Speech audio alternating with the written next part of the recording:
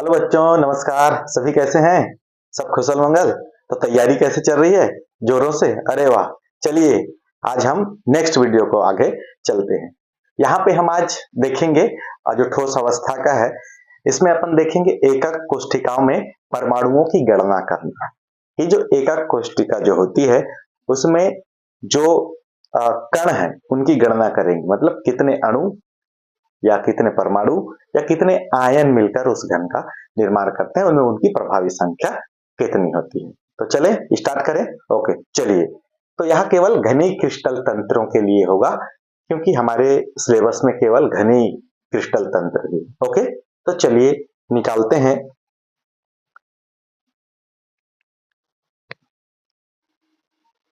एकक कोष्ठिकाओं में प्रभावी कणों की संख्या, प्रभावी कणों की संख्या कैसे निकाला जाता है। तो हमारे पास क्योंकि घनी क्रिस्टल है, घनी क्रिस्टल तंत्र, तो केवल हम घने क्रिस्टल तंत्र के एकक कोष्ठिकाओं के ही जो है प्रभावी संख्या जो है निकालेंगे। ओके, कणों की प्रभावी संख्या। ओके चलिए। तो घने क्रिस्टल तंत्र में जो एकक कोष्ठिकाएं हैं हमारे पास वो होते हैं एससीसी, बीसीसी और एफसीसी। तो इन्हीं एकक कोष्ठिकाओं के कण की जो है प्रभावी संख्या हम बारी बारी से निकालते हैं। तो सबसे पहले स्टार्ट करते हैं एसएससी, है ना, एससीसी का। एससीसी यानी कि सरल केंद्रित घनी स्थिर। ओके चलिए। सरल केंद्रित घनी सेल। सरल केंद्रित घनी सेल, इसका अगर आप संरचना देखेंगे तो कैसे होता है, इस तरीके से सरल केंद्रित घनी सेल। आप देख पाएंगे कि जो सरल केंद्रित घनी सेल है ना, इसके कोनों पर कण उपस्थित रहते हैं। कण जो है अणु, परमाणु या आयन हो सकते हैं, इनके कोनों पर व्यवस्थित रहते हैं ऐसे, इस तरीके से। ठीक, तो अपन ये कह सकते हैं कि सरल केंद्रित घनी सेल में 8 कोनों पर 8 कण उपस्थित रहते हैं। एससीसी में 8 कोनों पर कण उपस्थित या व्यवस्थित होते हैं। ओके, 8 कोने होते हैं और प्रत्येक कोने में एक एक कण, परमाणु, अणु या आयन उपस्थित होते हैं, यानी कि टोटल कणों की संख्या कितनी होगी? 8 होगी। ठीक, अब बात आती है कि जो कोने पर जो कण उपस्थित होता है उस कण का योगदान इस एकक कोष्ठिका को बनाने में कितनावां भाग जो है उपयोग में आता है।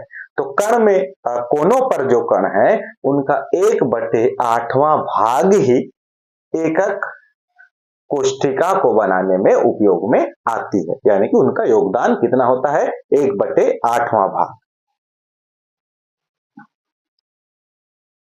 ठीक, कोनों के प्रत्येक कण का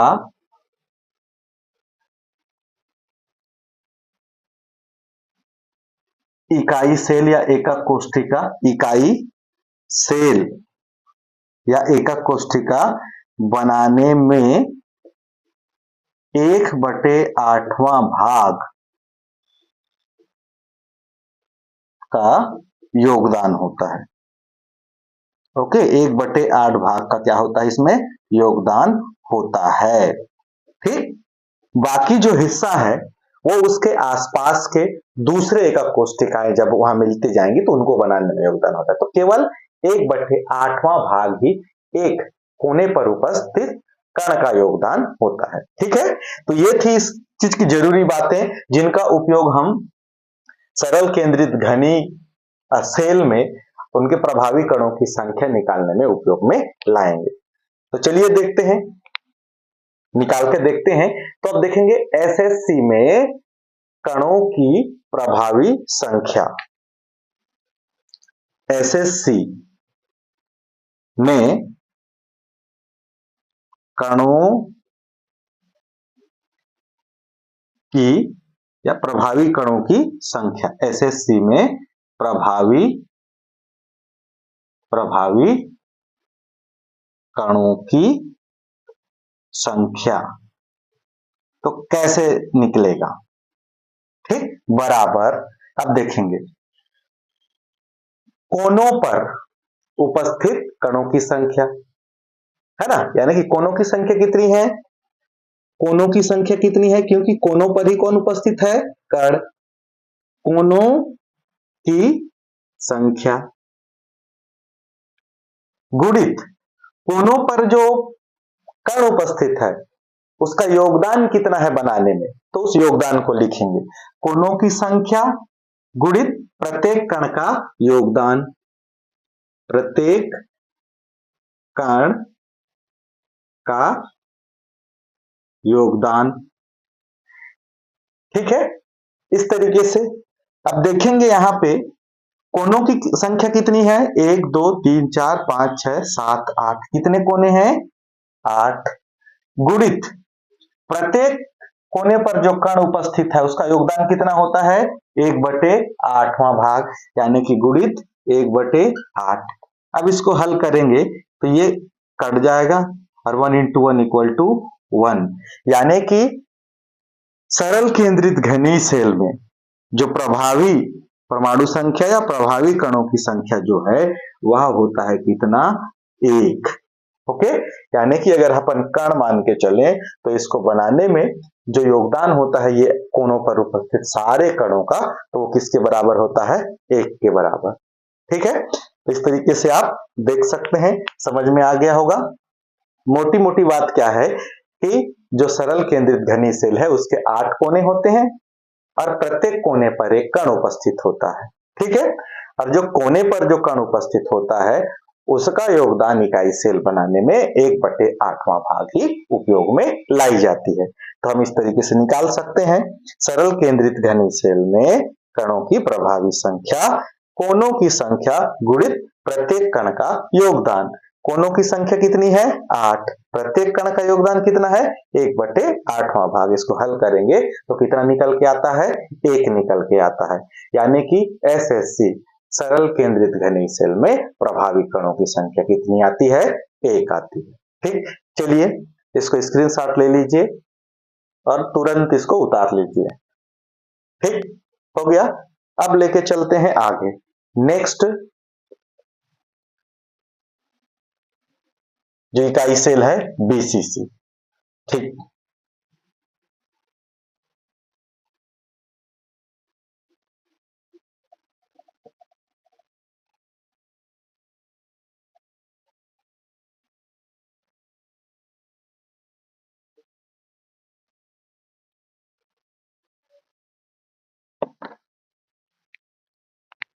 अंतः केंद्रित घनी सेल यानी कि बीसीसी।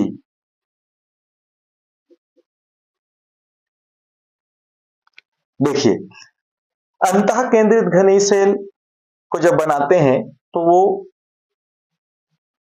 इस तरीके से बनेगा। जो सामान्य जो सरल केंद्रित घनीय सेल है उसी में अगर हम एक कण उस घन के बीचों बीच अगर डाल देते हैं तो ये बन जाता है अंतः केंद्रित घनीय सेल। अब यहाँ पे हम बात करें कि कैसी स्थिति होती है, तो यहाँ पे अगर हम बात करें तो हम ये देख पाएंगे कि जो अंतः केंद्रित घनीय सेल होता है यहाँ पे कहां कहां जो है कण उपस्थित होते हैं। सबसे पहले तो कहां होंगे, कोनों पर। कहां पे, कोनों पर। कण कहां कहां उपस्थित है, कोनों पर कण उपस्थित है। ठीक है, सबसे पहले इसके पास जो है 8 कोने हैं और प्रत्येक कोने पर एक एक कण उपस्थित है। ठीक, तो कोनों पर उपस्थित है कण, है ना, कोनों पर उपस्थित कण, उनकी संख्या है 8। 8 कोनों पर उपस्थित है। ओके, ठीक है। कोने पर जो कण उपस्थित है उसका योगदान, कोने पर उपस्थित कण का योगदान, योगदान जो कोने पर उपस्थित है उस कण का योगदान कितना होता है, 1/8वां भाग। ठीक, 1/8 होता है उसका योगदान। अब एक नया चीज है कि इसके केंद्र पर एक कण उपस्थित है ना। कहां पे है, केंद्र पर। केंद्र पर उपस्थित कण का पूर्ण योगदान रहता है, पूर्ण योगदान। ये कोई 1 भाग 2 भाग 3 भाग नहीं, ये पूरा का पूरा 100%, यानी एक है तो पूरा एक का एक उपयोग में आता है। ओके, यूनिट सेल बनाने के लिए केंद्र पर जो कण उपस्थित है वो अपना पूरा समर्पण 100% योगदान देता है। ओके, ठीक, तो चलिए हमें जो आवश्यक चीजें चाहिए थी वो मिल गया। अब हम इसमें निकालते हैं प्रभावी कणों की संख्या। BCC में प्रभावी कणों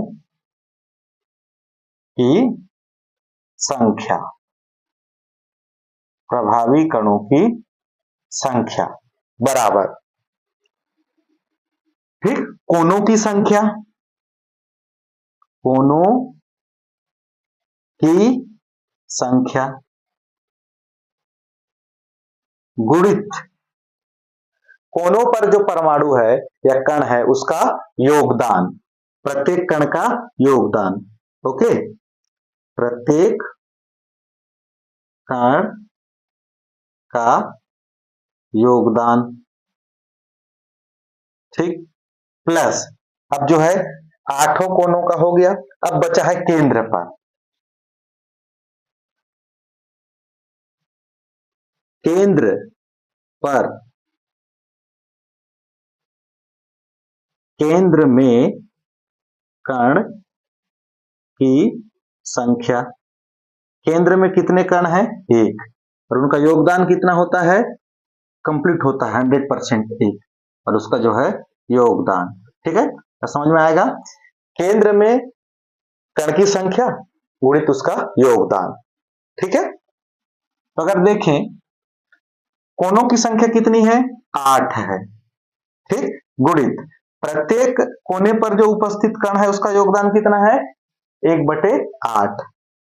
फिर अगला जो है अब केंद्र के लिए, तो कोने का खत्म हो गया, केंद्र स्टार्ट करेंगे तो उसके लिए प्लस, यहाँ पे इंटू नहीं लगाएंगे, इसको ध्यान रखिएगा। तो केंद्र में कण कितना है, 1 है। इसका योगदान कितना है, पूरा का पूरा 100% है, यानी कि एक कंप्लीट योगदान देता है।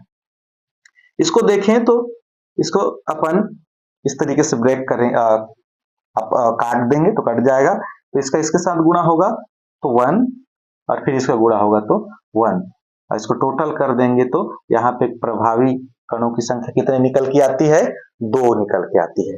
तो आप देख पाएंगे कि BCC में प्रभावी कणों की संख्या या प्रभावी परमाणु संख्या, प्रभावी अणु संख्या, प्रभावी आयनों की संख्या कितनी होती है, 2 निकल के आती है। ठीक है, ठीक।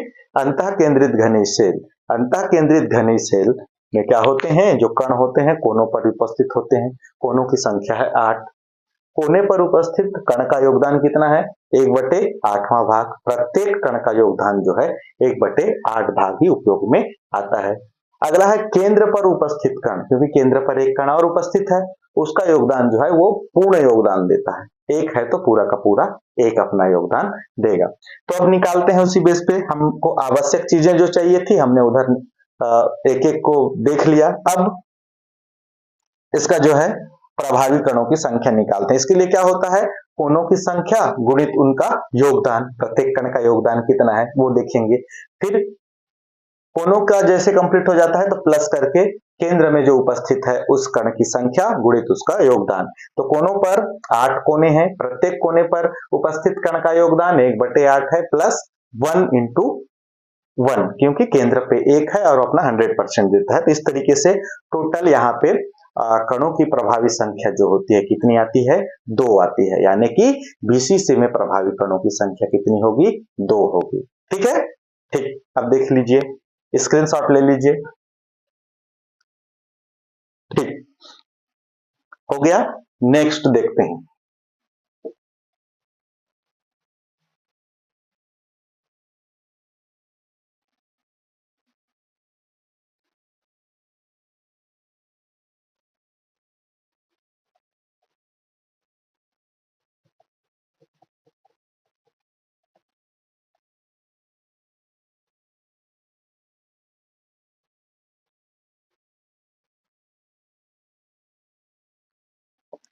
अगला है एफसीसी, फलक केंद्रित घनी सेल। ठीक है, थर्ड है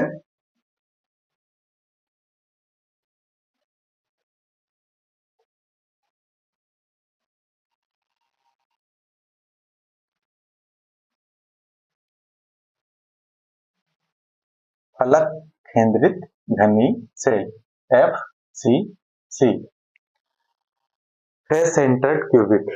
ओके, पहले बना के दिखाते हैं कैसा होता है। अब तक तो मैंने कितने बार क्यूब बनाए हैं, आपको भी बनाना आ गया होगा। अब आपसे भी बड़ी इजीली जो है क्यूब बनती होगी। नॉर्मली क्यूब के आठों कोनों पर जो है कण उपस्थित होते हैं, जिनका व्यवस्थीकरण इस तरीके से होता है। कणों की व्यवस्था आपने अब तक सीख लिया होगा। अब फलक, तो फलकों पर, तो एक क्यूब में कितने फलक होते हैं, गुड, 6 फलक। तो 6 फलक, ये देखिए ऊपर का, ये नीचे वाला फलक, साइड वाला, ये उस साइड वाला, ये जो है पूरा उधर पीछे वाला, और ये जो है जस्ट सामने वाला। तो आप देख पाएंगे कि ये फलक ऊपर के लिए, यहाँ पे एक, ये फलक नीचे के लिए, यहाँ पे एक कण, ये फलक बाजू वाला फलक, यहाँ पे एक कण, ये उस साइड बाजू वाला फलक एक कण, और एक कण इसमें सामने, ये सामने वाले के लिए, और ये जो है पीछे का फलक इधर पीछे वाले के लिए। ओके, इस तरीके से आपको कितने फलक दिख रहा है, 6 फलक, और 6 फलकों के केंद्र पर जो है एक एक कण उपस्थित होता है। तो पहले कणों को पहचान करते हैं कहां कहां है, उसके अनुसार फिर हम लास्ट में उनका प्रभावी कणों की संख्या निकालेंगे। तो फलक केंद्रित घनी में 8 कोनों पर तो होंगे ही। ओके, तो कण 8 कोनों पर है ना। सबसे पहले कोनों पर कितने कण उपस्थित है, 8 कण उपस्थित। ठीक, 8 कोने हैं, प्रत्येक कोने में एक, तो टोटल कितने कण उपस्थित हैं, 8 कण उपस्थित हैं। तो कोनों पर प्रत्येक कण का योगदान, कोनों पर स्थित कण का योगदान कितना होता है, 1/8वां भाग। ठीक, ये भी हो गया। अब देखिए दूसरा क्या है, कोना वाला कंप्लीट हुआ। अब देखते हैं फलक। तो कुल कितने फलक होते हैं? कुल फलक होते हैं 6। कुल फलकों की संख्या कितनी? एक क्यूब में 6 फलक। ओके, तो जो फलक में उपस्थित जो कण है उसका योगदान, फलकों पर उपस्थित प्रत्येक कण का योगदान, प्रत्येक कण का योगदान, प्रत्येक कण का योगदान। आप इसको देख सकते हैं, जैसे ये एक फलक है, यहां बीच में एक कण है, इसको मैं उठा के ऐसा सीधा कर दूं, है ना, तो ये इस तरीके से दिखेगा सिंगल लाइन जैसे, और ये जो लगा है यहां पे ऐसे दिखेगा। तो यहां से इसको दो भाग में बांट रहा है, तो इसको बनाने में इसका हाफ जो है यूज होता है, यानी कि 1/2 भाग। तो फलकों पर उपस्थित प्रत्येक कण का योगदान कितना रहता है? 1/2। ओके, इतना वहां भाग जो है क्या होगा इसमें यूज होगा। ठीक है, तो फलकों पर उपस्थित कण का योगदान कितना होगा? 1/2। ठीक है भाई, चलिए अब निकालते हैं प्रभावी संख्या, है ना, प्रभावी कणों की संख्या। किसमें? एफसीसी में। एफसीसी में प्रभावी कणों की संख्या। ओके, एफसीसी में प्रभावी कणों की संख्या। तो क्या करना है? सबसे पहले कोनों की संख्या, कोनों की संख्या। ठीक, कोनों की संख्या जैसी प्राप्त हुई, फिर उनका क्या देखना है? प्रत्येक कण का योगदान। अब मैं केवल योगदान लिखूं, समझ आएगा? ठीक है, तो यहां पे क्या लिखेंगे? उनका योगदान, प्रत्येक कण का योगदान। ठीक, उसके बाद कोनों का जो है खत्म हो गया, अब कौन आ गया? फलकों की संख्या। तो कितने फलक हैं? 6। ठीक, तो क्या लिखेंगे? फलकों की संख्या। अब उनका योगदान के लिए क्या करेंगे? गुणा करेंगे। तो फलकों की संख्या 6 है, तो फलक पर के केंद्र पर जो उपस्थित है कण, उसका योगदान कितना है? 1/2 भाग। तो मैं यहां योगदान लिख दे रहा हूं, तो प्रत्येक कण का योगदान इस इकाई सेल को बनाने में, प्रत्येक सेल कण का योगदान। ठीक है, अब देखते हैं कोनों की संख्या कितनी? 8। कोनों पर उपस्थित कण का योगदान 1/8। अगला फलकों की संख्या कितनी?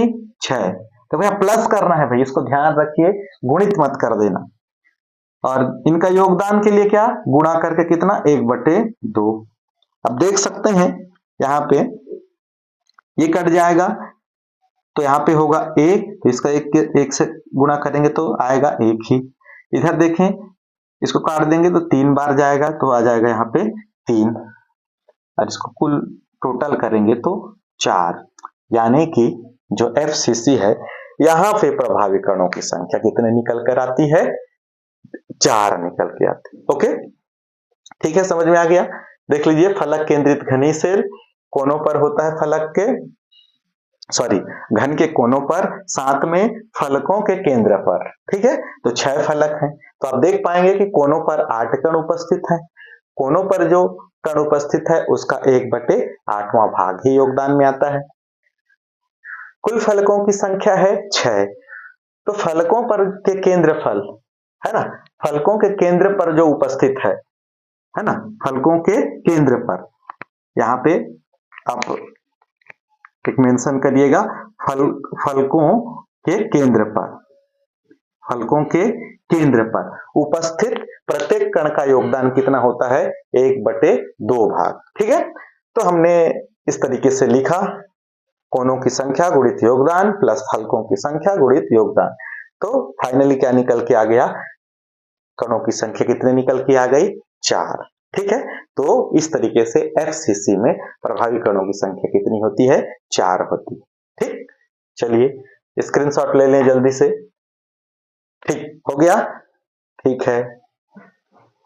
चलिए एक बार सारे जो एससीसी है, बीसीसी है, एफसीसी, इन सबको एक ही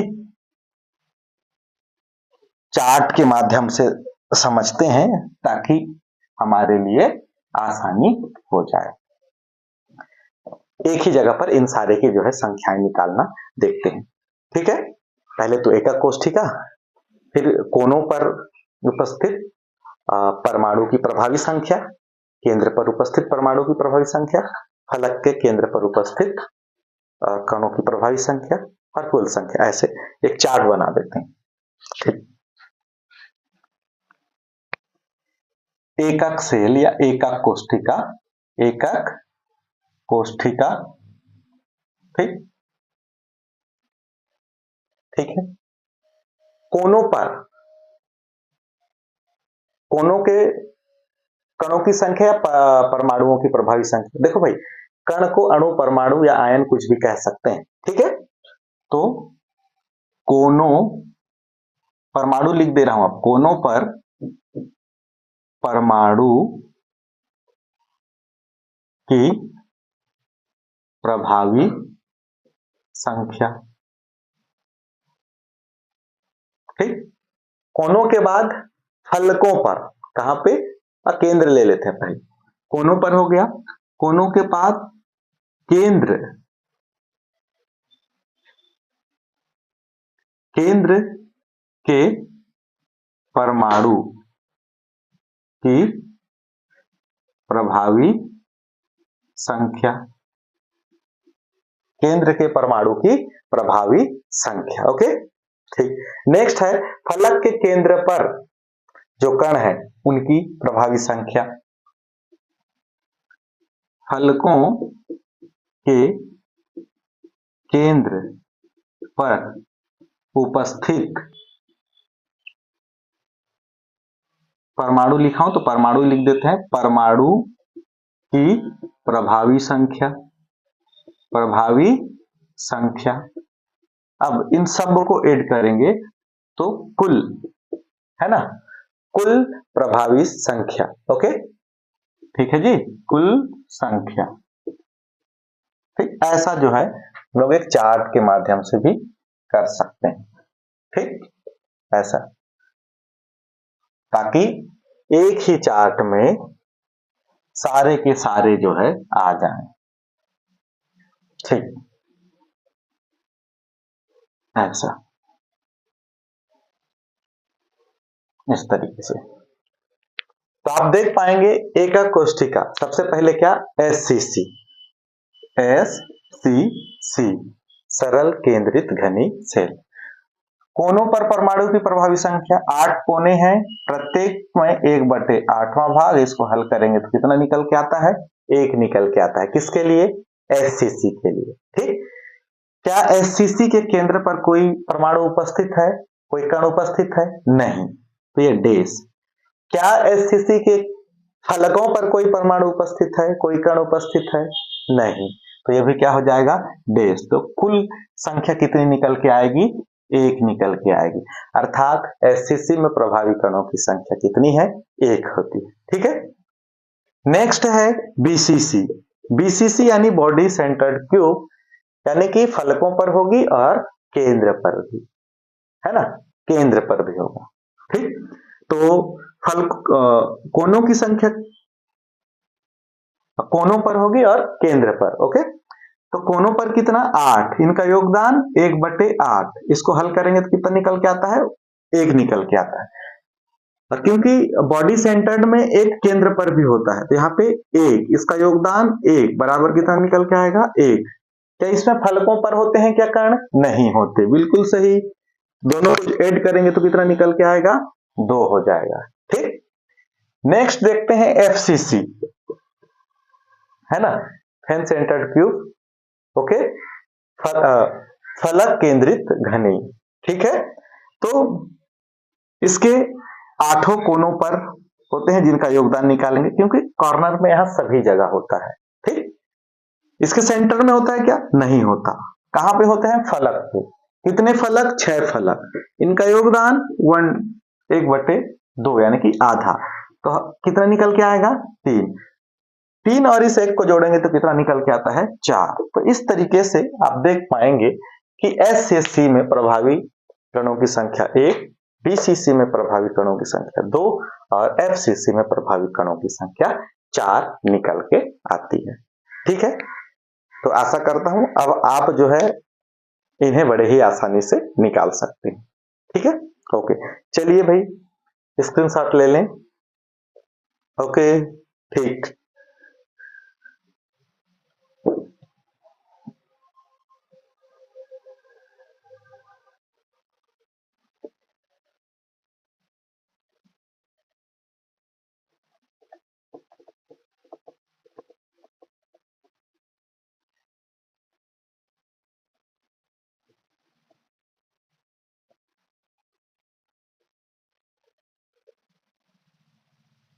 ठीक, तो ये था एकक कोष्ठिकाओं में कणों की प्रभावी संख्या निकालना। तो एक एक करके हमने तीनों एससीसी, बीसीसी और एफसीसी के कैसे निकालते हैं इस पे हमने देखा और सीखा, है ना। तो आप इस वीडियो को बार बार देख के अगर समझ नहीं आएगा तो उसको रिपीट करके जो है आप सीख सकते हैं। ठीक, तो नेक्स्ट चलते हैं।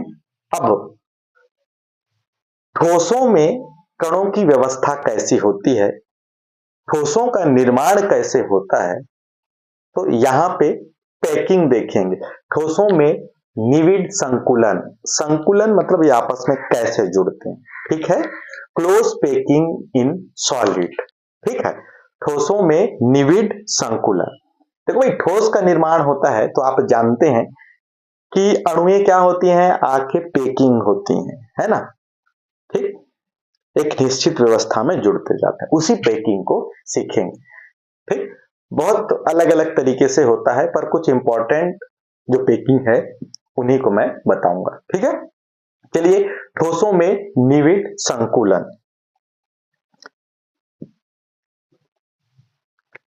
ठोसों में निविड संकुलन, ठोसों में निविड संकुलन।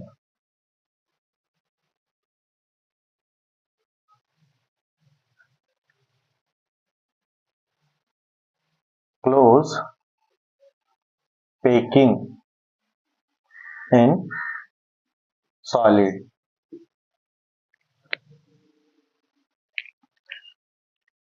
ठीक, तो संकुलन यानी कि पैकिंग, है ना, निविड संकुलन, क्लोज पैकिंग हम यहाँ पे चर्चा करेंगे। तो ठोसों में क्या क्या स्थितियां होती हैं उसकी एक नॉर्मल सी जानकारी ले लेते हैं। सबसे पहले तो ठोसों में कण जो है निविड संकुलित होते हैं, यानी जो ठोसों में जो कण होते हैं वो क्लोज पैक्ड होते हैं, निविड संकुलित होते हैं। ठीक है, ठोसों में जो रिक्त स्थान बचता है ना, वो बहुत न्यूनतम होती है ना।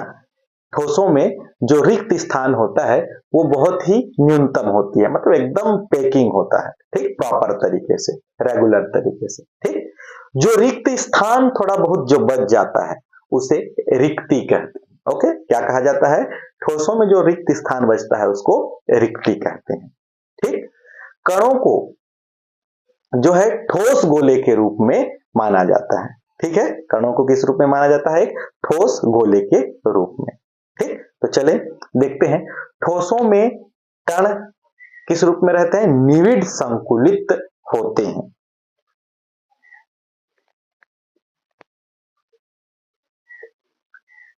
ठोसों में कण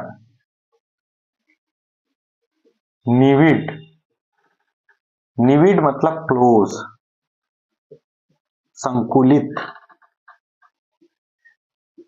क्लोज संकुलित होते हैं। ठीक है, ठोसों में कण कैसे होंगे? निविड संकुलित होंगे, एकदम क्लोज्ड होंगे, ऐसा, बिल्कुल हवा तक निकलने का जगह नहीं, ऐसा। ठीक, नेक्स्ट है ठोसों में जो रिक्त स्थान होता है वह बहुत ही निम्न होता है ना, निम्नतम।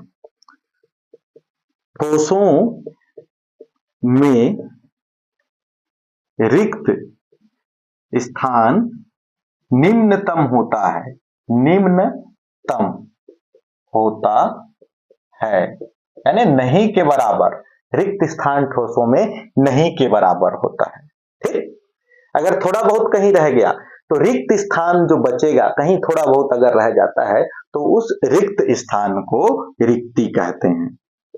ठोसों के रिक्त स्थान को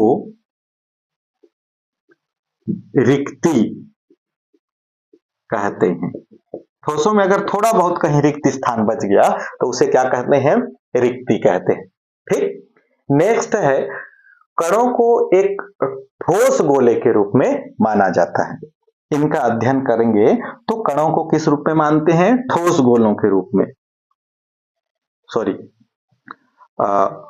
ठोस को, हाँ कणों को जो है किस रूप में मानेंगे, ठोस कणों के रूप में। ओके, कणों को जो है, कणों को ठोस, कणों को ठोस गोले के रूप में मानेंगे, गोले के रूप में माना जाता है। जो भी कण यूज होंगे उनको हम किस रूप में मानेंगे, ठोस गोले के रूप में। ठीक, ये कुछ चीजें हैं जो हम इसका उपयोग करेंगे। जैसे ठोसों में जो कण होते हैं वो क्लोज पैकिंग है, यानी कि निविड संकुलित होते हैं। ठीक है, संकुलित मतलब पैकिंग, निविड यानी कि क्लोज। ठोसों में रिक्त स्थान अगर कहीं है तो वह बहुत ही कम, निम्नतम होता है। ठोसों के जो रिक्त स्थान अगर कहीं बच जाते हैं तो उसको कहा जाता है रिक्ति। कणों को ठोस गोले के रूप में मानकर जो है इनका पैकिंग जो है उसको समझेंगे। ठीक है, तो इसको भी स्क्रीनशॉट ले लीजिए, फिर आगे देखते हैं पैकिंग कैसे होता है, किस किस तरीके से हो सकता है। ओके, ठीक है, चलिए। ठोसों में निविड संकुलन, क्लोज पैकिंग इन सॉलिड। तो यहां पर हम देखेंगे ठोसों में जो संकुलन है, निविड संकुलन, वह एक विमीय निविड संकुलन और द्विविमीय निविड संकुलन।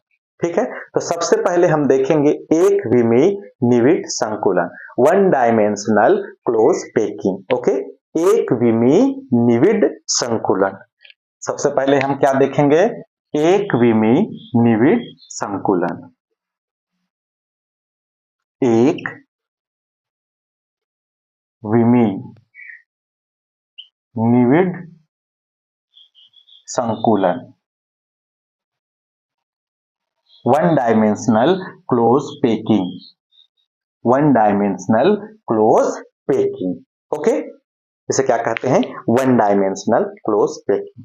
ठीक है भाई, तो इसमें होता क्या है वन डायमेंशनल क्लोज पैकिंग में, इसमें कोई ना कोई एक अक्ष होगा, वन डायमेंशनल होगा। हो सकता है वह अक्ष जो है एक्स हो या वाई हो या फिर जेड हो, कोई ना कोई एक अक्ष होगा।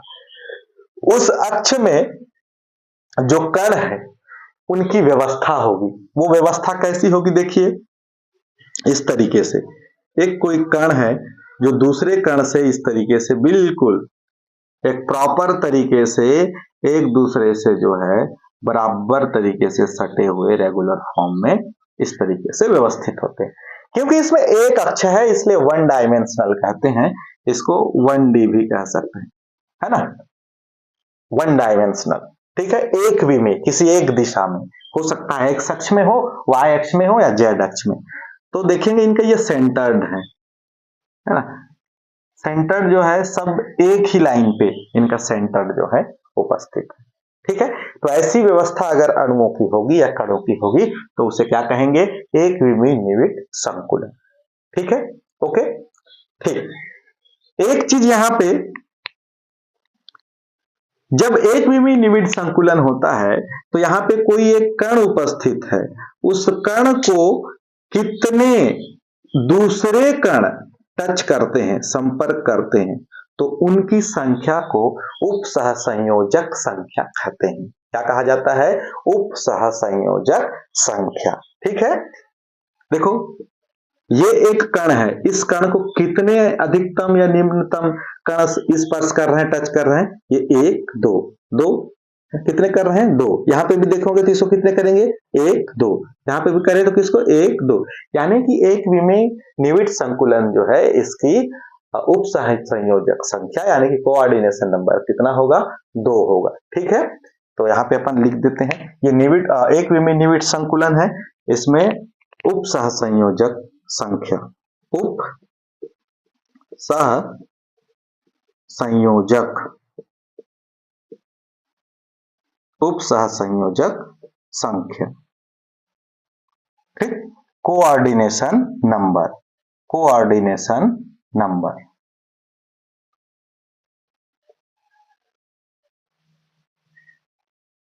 ठीक है, तो कोऑर्डिनेशन नंबर क्या होता है? इस व्यवस्था के अंदर एक गोला कितने अन्य गोले को संपर्क करता है उसे उसकी क्या कहते हैं? उप सहसंयोजक संख्या। ठीक है, इस व्यवस्था में, इस व्यवस्था में एक गोला, गोला यानी कि कण है ना, ठोस गोले के रूप में मानते हैं। इस व्यवस्था में एक गोला कितने दूसरे गोलों को, कितने दूसरे गोलों को स्पर्श करता है या संपर्क करता है? स्पर्श करता है, वह उप सहसंयोजक, उप सहसंयोजक संख्या, कोऑर्डिनेशन नंबर कहलाता है, कहलाता है। ठीक है, क्या कहलाता है? कोऑर्डिनेशन नंबर, उप सहसंयोजक संख्या। ठीक है भाई, समझ में आ रहा है? तो यहां पर आप देख पाएंगे, यहां पे उप सहसंयोजक संख्या, कोऑर्डिनेशन नंबर कितना दिखाई दे रहा है? एक गोले को, देखो किसी भी एक गोले को लो, इस गोले को कौन कौन टच कर रहा है? एक, दो, दो गोले, इसको एक, दो। तो इसमें वन डायमेंशनल क्लोज पैकिंग में देखेंगे तो यहाँ पे जो कोऑर्डिनेशन नंबर है उसकी संख्या कितनी होती है? 2 होती है, यानी कि अधिकतम 2 गोले को ये क्या करता है? टच करता है। तो इस प्रकार की पैकिंग क्या कहलाती है? एक विमीय निविड़ संकुलन या फिर वन डायमेंशनल क्लोज पैकिंग। ठीक, चलिए इसको नोट कर लीजिए। ठीक, चलते हैं इसके पैकिंग के दूसरे प्रकार में। पैकिंग का दूसरा प्रकार है द्विविमीय निविड़ संकुलन।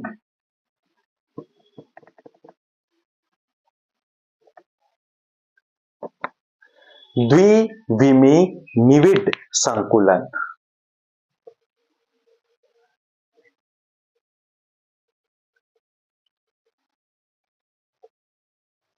द्विविमीय निविड़ संकुलन, 2 डायमेंशनल क्लोज पैकिंग। ओके, तो यहां पे हम देखेंगे अलग अलग तरीके से द्विविमीय निविड़ संकुलन होता है। वन डायमेंशनल तो एक्स वाई अक्ष पे उसी सीक्वेंस को फॉलो करता है, लेकिन 2 डायमेंशनल या द्विविमीय निविड़ संकुलन, 2 डायमेंशनल क्लोज पैकिंग में अलग अलग पैटर्न को फॉलो करता है। तो इसमें हम देखेंगे पहला पैटर्न। ठीक है, किस तरीके से? यहां पे एक से अधिक अक्ष होंगे, तो अपन देख लेंगे कि यहां पे ये है एक्स अक्ष, ये है वाई अक्ष, वाई और एक्स। तो यहां पे जो कणों की व्यवस्था होगी, ठोसों की व्यवस्था, गोलों की व्यवस्था होगी, वो देखेंगे किस तरीके से होगी। तो इस अक्ष में देखें तो यहां पे एक गोला, दूसरा, तीसरा, चौथा, पांचवा और छठवां। ठीक, ये अगर सिंगल है तो क्या हो जाएगा, वन डायमेंशनल हो जाएगा। लेकिन यहाँ पे वाई अक्ष भी है, इधर बढ़ते जाएगी। ठीक है, नेक्स्ट देखेंगे जस्ट इसी के ऊपर लगा हुआ ऐसा, नेक्स्ट ऐसा जस्ट इनके ऊपर जो है ऐसा। ठीक है, इस सीक्वेंस को फॉलो करेगा ये सेम, इस सीक्वेंस में एकदम रेगुलर तरीके से ऐसा। ऐसे जब कणों की व्यवस्था होती है, गोलों की व्यवस्था होती है, तो इनके सेंटर यहां यहां है इस तरीके से, ये इनके सेंटर्ड है ऐसे, सभी के बराबर एकदम सीधे, है ना, एक ही इसमें सेंटर्ड इधर उधर नहीं होंगे, बराबर एक ही सीक्वेंस में जाएंगे। इसका पैटर्न अगर देखें तो मान के चलते हैं ये ए है, तो ये पैटर्न भी वैसी है, तो ये भी ए ही होगा, ये भी क्या होगा ए, ये भी क्या होगा ए।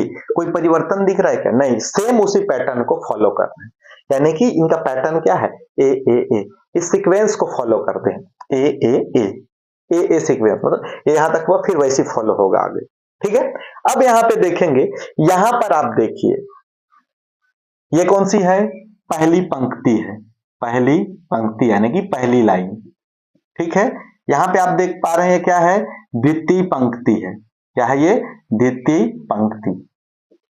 ठीक, ये कौन सी है, तृतीय पंक्ति है, तीसरा लाइन है कणों की व्यवस्था का, और ये चतुर्थ पंक्ति। ठीक है, इस तरीके से पंक्ति में ये जुड़े हैं। ठीक, अब यहां पे देखेंगे कि इस व्यवस्था में आपके पास कोई एक गोला है, उस गोले को कितने अन्य गोले टच करते हैं, संपर्क करते हैं, स्पर्श करते हैं, तो देख पाएंगे कौन कौन टच कर रहा है इस गोले को। इधर ये वाला कर रहा है, ये कर रहा है क्या, नहीं, ये कर रहा है, ये वाला कर रहा है, ये वाला कर रहा है, ये वाला कर रहा है। जो गोले इस बीच वाले गोले को संपर्क कर रहे हैं, उनके जो सेंटर है, केंद्र है, वहां वहां जो है एक निशान लगा लेता हूं, इससे स्पष्ट दिखेगा। ठीक, अब इन गोलों के सेंटर को अपन ऐसे मिला देते हैं, ये लीजिए, इस तरीके से हमने क्या किया, इनको आपस में मिला दिया। ठीक है, तो इस तरीके से यहां पे तो हम ये देख चुके हैं कि किसी व्यवस्था में, पैकिंग की व्यवस्था में एक गोले को जितने दूसरे गोले टच करते हैं वह उसकी उप सहसंयोजक संख्या कहलाती है, कोऑर्डिनेशन नंबर। तो यहाँ पे कोऑर्डिनेशन नंबर कितना होगा, यहाँ पे कोऑर्डिनेशन नंबर 1 2 3 4 कितना होगा, 4। ठीक है, क्योंकि ये जो कोऑर्डिनेशन नंबर 4 है, और एक अणु को जो है, एक कण को अन्य 4 कण संपर्क कर रहे हैं, और यहाँ पे एक क्या बन रहा है, एक वर्ग जैसे बन रहा है, ओके, वर्ग बन रहा है, तो इसको बोलते हैं वर्गीय निविड़ संकुलन या फिर स्क्वायर क्लोज पैकिंग। वर्गीय क्या बोला जाता है इसको, वर्गीय। देखो यहां वर्ग जैसे बन रहा है आकार, वर्गीय निविड़ संकुलन,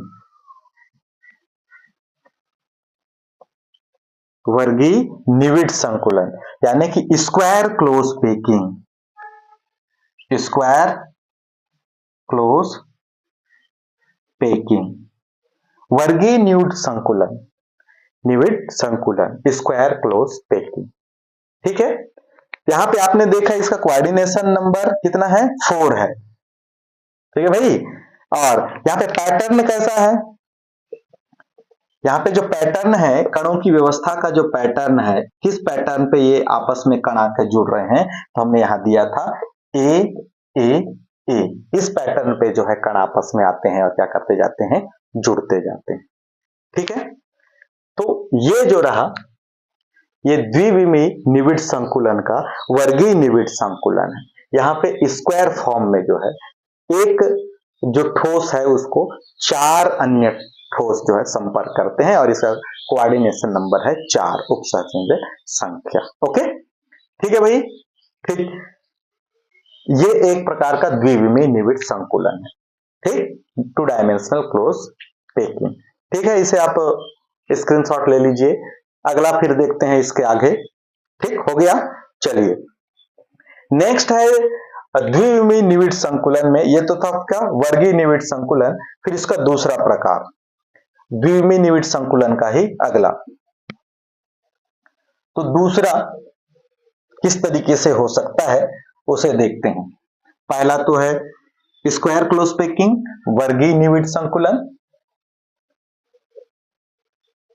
अगला देख लेते हैं।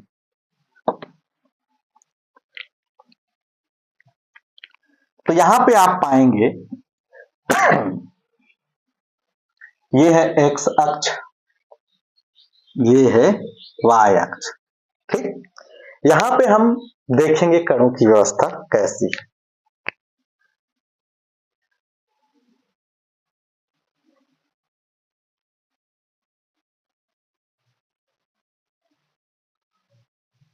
ठीक, यहां पे हमने उसमें क्या देखा था कि जस्ट उसके नीचे दूसरा कण जो है जुड़ता था अगली पंक्ति के लिए।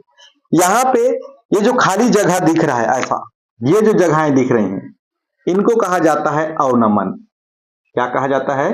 अवनमन। तो इन अवनमनों में जो दूसरी पंक्ति है वो जुड़ती है। देखिए कैसे कणों की दूसरी पंक्ति जो है अवनमनों में जुड़ती है। देख लीजिए यहां पे जुड़ेगी और इधर तो टच होगा, बराबर तरीके से नहीं बन रहा है, पर आप देख सकते हैं पहले वाले में क्या हुआ था, ऐसे सीधे लाइन पे थे और जस्ट उसके नीचे जो ऐसे जुड़ा था। लेकिन यहाँ पे डिफरेंस क्या हो रहा है, जो खाली जगह बच रहे हैं उन जगहों पर यहाँ पे पैकिंग हो रहा है। ठीक है, आप देख पा रहे हैं यहाँ पे पैकिंग, ये आपस में मिलेंगे, ऐसा मिलेंगे, है ना, इस तरीके से पैकिंग। उन जगहों खाली जगहों को क्या कहा जाता है? अवनमन। ठीक, फिर यहाँ पे ऐसा, तो यहाँ जो पैकिंग होगा कणों का वो उनके अवनमन में ऐसे जुड़ेंगे और इस तरीके के इस सीक्वेंस को जो है ये आगे कंटिन्यू ऐसी फॉलो करेंगे, है ना। इसी सीक्वेंस में आगे कंटिन्यू जो है ये क्या करते जाएंगे? फॉलो करते जाएंगे। ठीक, नेक्स्ट आएगा तो इधर। ठीक है, इस तरीके से जो है इस सीक्वेंस को एक लगातार क्या करेगा? फॉलो करेगा। ठीक है, ओके, इस तरीके से यहाँ पे पैकिंग हो। ठीक, तो ये जो पैकिंग हो रहा है इसको, ये जो पैकिंग है इस पंक्ति को, इस लाइन को हम ए व्यवस्था बोल सकते हैं, क्योंकि ये दूसरे जगह से स्टार्ट हो रहा है तो इसको बोलेंगे हम बी। वैसे रिपीटेशन हो रहा है, फिर ये, फिर बी, फिर ए, ये ए, फिर से ये बी, फिर ए, इस तरीके से रिपीट करके इसी सीक्वेंस में ये क्या होते जाता है? पैकिंग होते जाता है। ठीक है, ठीक। अब देखिए यहां पे एक ही लाइन में नहीं होंगे, इनके जो सेंटर है वो चेंज हो रहे हैं। इनके सेंटर यहां, अब इधर आएंगे तो अगला सेंटर का जो लाइन है वो चेंज हो रहा है। ऐसा इस सीक्वेंस में एक्स अक्ष में तो ठीक है, लेकिन वाई अक्ष में इनके सेंटर चेंज हो जाते हैं। लेकिन यहाँ पे एक्स अक्ष और वाई अक्ष दोनों में इनके सेंटर जो है क्या हुआ करते थे? सेम हुआ करते थे। किसमें? स्क्वायर क्लोज पैकिंग में, है ना। ठीक है, स्क्वायर क्लोज पैकिंग में जो है दोनों अक्षों साइड जो है उनके सेंटर क्या है? मैच करते थे, लेकिन यहां पे मैच नहीं कर रहे हैं। देखो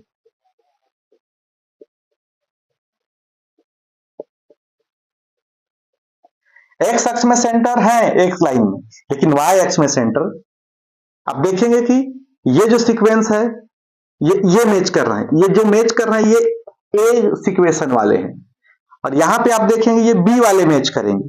जो बी वाले जो मैच करें, इधर जो मैच करेंगे वो कौन सा सीक्वेंस है? बी वाला सीक्वेंस। ठीक है, इस तरीके से। अब हमको क्या देखना है? Coordination number. कोऑर्डिनेशन नंबर कैसे देखेंगे? किसी भी एक गोले को हम उठा लेते हैं, ये मान के चलो वो गोला है, जिसके आजू बाजू ये गोला कितने अन्य गोले को संपर्क कर रहा है? तो इसको इसको इसको इसको इसको इसको जिनको जिनको संपर्क कर रहा है उनके सेंटर को थोड़ा सा हाईलाइट कर दे रहा हूं और उनको आपस में ऐसे हमको क्या करना है? मिलाना है। जब आप ऐसे मिलाएंगे तो आपको एक षटकोणीय व्यवस्था दिखेगा। ठीक है, तो षटकोणीय दिख रहा है, इसलिए ये सारे किसी को भी उठा कर देखो तो पैकिंग में ऐसे षटकोणीय व्यवस्था दिखेगा। तो इस कारण इसको क्या कहते हैं, षटकोणीय निविड संकुलन, षटकोणीय निविड संकुलन, षटकोणीय निविड संकुलन। हेक्सागोनल क्लोज पैकिंग, क्या कहते हैं इसको, हेक्सागोनल क्लोज पैकिंग। ठीक है, हेक्सागोनल क्लोज पैकिंग।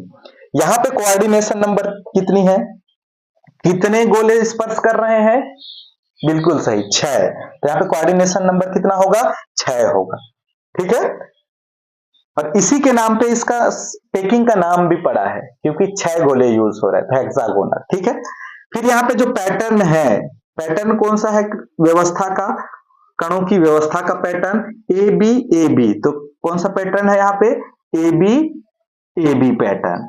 इससे पहले स्क्वायर प्लेनर में क्या था, A B C, sorry A B A, sorry A है ना, इसको थोड़ा ध्यान रखिए, ए स्क्वायर वाले में जो है पैटर्न था। यहाँ पे क्या है, ए बी, इस पैटर्न पे यहाँ पे जो है क्लोज पैकिंग होता है। तो स्क्रीनशॉट ले लें। अच्छा, इसी के नाम पे इसका क्या नाम पड़ गया, षटकोणीय निविड संकुलन। ये दूसरा था निविड संकुलन, जो द्विविमीय निविड संकुलन है उसमें से दूसरा है क्या, षटकोणीय निविड संकुलन, निविड संकुलन। ठीक है, तो इस तरीके से इसका स्क्रीनशॉट ले लें। ठीक, तो आप लोगों को समझ आ गया होगा कि एक विमीय संकुलन निविड संकुलन क्या है, द्विविमीय निविड संकुलन क्या है। द्विविमीय निविड संकुलन में जब कोऑर्डिनेशन नंबर संख्या जो है 4 होता है तो वह स्क्वायर क्लोज पैकिंग, यानी कि है ना, स्क्वायर क्लोज पैकिंग, और यहाँ पे हेक्सागोनल क्लोज पैकिंग। ठीक है, वर्गीय निविड संकुलन और षटकोणीय निविड संकुलन, ये जो है ये दोनों किसमें आएंगे, द्विविमीय निविड संकुलन, यानी कि 2 डायमेंशनल क्लोज पैकिंग। ठीक, और भी पैकिंग है, पर इंपॉर्टेंट तरीके से देखा जाए तो समझने के लिए ये पैकिंग आपको काम आएंगे। ठीक है, तो चलिए, आशा करते हैं हमने जो जो चीजें पढ़ाया उसको ध्यानपूर्वक सुना होगा, और अगर समझ नहीं आया तो आप इस वीडियो को दोबारा चलाकर देख सकते हैं और पढ़ सकते हैं। और आपको ऐसे ही वीडियो लगातार मिले, इसके लिए आपको हमारे चैनल को सब्सक्राइब करना पड़ेगा, है ना, बेल आइकन को जो है आपको प्रेस करना पड़ेगा। ठीक है, सब्सक्राइब करें और बेल आइकन को जो है प्रेस करना ना भूलें, क्योंकि अगर जब तक आप बेल आइकन को प्रेस नहीं करेंगे तब तक आप तक जो है नोटिफिकेशन नहीं पहुंचेगी। जैसी वीडियो बनेगा आप तक नोटिफिकेशन पहुंचेंगे। ठीक है, तो चलिए आज के लिए इतना ही। हंसते रहिए, मुस्कुराते रहिए और हमारे साथ रह के केमिस्ट्री पढ़ते रहिए। जय हिंद।